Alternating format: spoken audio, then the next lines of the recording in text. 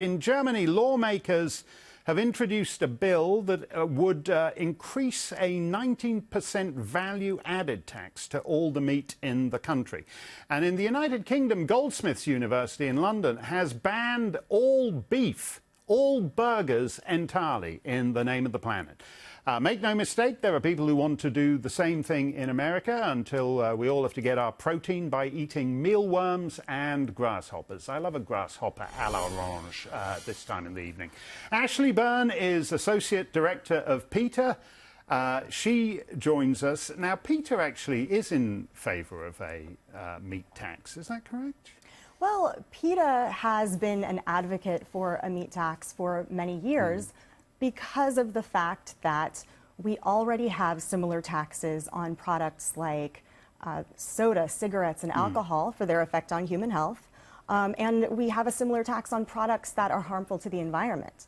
So when you look at the fact that the meat industry, that meat consumption is a top contributor to the diseases killing Americans, like heart disease, cancer, diabetes, and stroke. And it's one of the primary culprits behind every major environmental concern, whether you're talking about climate change, water pollution, air pollution, or deforestation.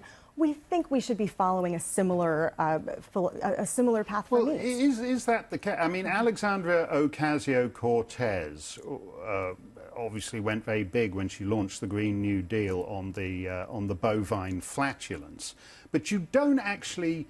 That doesn't apply to all animals. There was a survey at the University of Waterloo in Canada, for example, that suggested that using pig methane, you could actually use that as fuel, and it would be, in fact, more environmentally friendly than, say, natural gas. Well, if we want to get a real picture of the environmental impact of the meat and animal agriculture industry as a whole, we need to look beyond the methane and beyond climate change.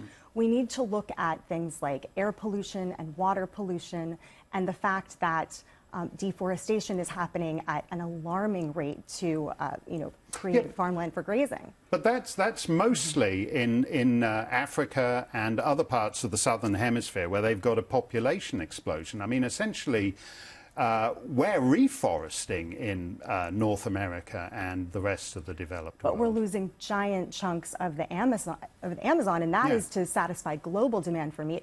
And also, again, if you look at things like water pollution, right here in the United States, the EPA says that animal agriculture is the leading culprit behind water pollution. And the reason for that is clear.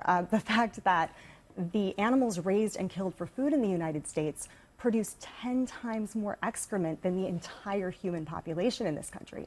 So we really have an environmental crisis on our hands because of the meat industry that goes beyond climate concerns.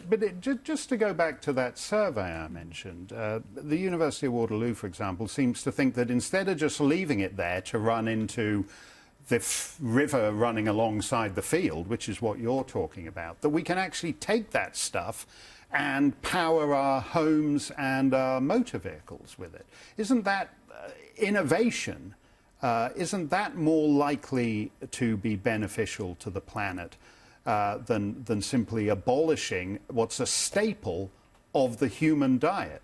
Well, it's not, because there are other concerns. For instance, the fact that we use tremendous resources, water, food, land, to produce meat, and it only yields us a small amount compared to what we're putting in. The resource waste is incredible.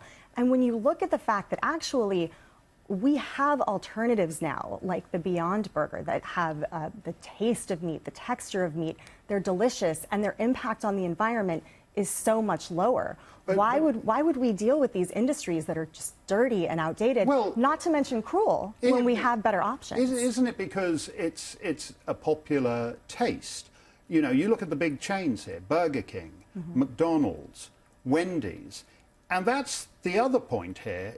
Isn't this a regressive tax? That the people who like, arugula on a bed of arugula are the elites at the fancy salad restaurants in Beverly Hills and Martha's Vineyard, and that it's the man in the street who's getting a burger at London. So this meat tax would be a regressive tax on the poorest people in society? Well, first of all, the man on the street is looking for plant-based options now too, which is why restaurants like Burger King and Carl's Jr. are adding vegan options to their menu. But we also have to look at health concerns, and that's another reason that a lot of people advocate for a tax on meat. Again, meat is one of the leading contributors to some of the top killers of Americans. And the fact is that right now, meat is heavily subsidized. And so the taxpayer is footing the bill for the poor decisions of people who are choosing to eat meat, even though they know it's bad for their health and bad for the environment. Well, we'll watch this one, Ashley. I saw that fella at the ball game this morning who was holding a burger in one hand and caught the ball in the other. That seemed to me to sum up the situation.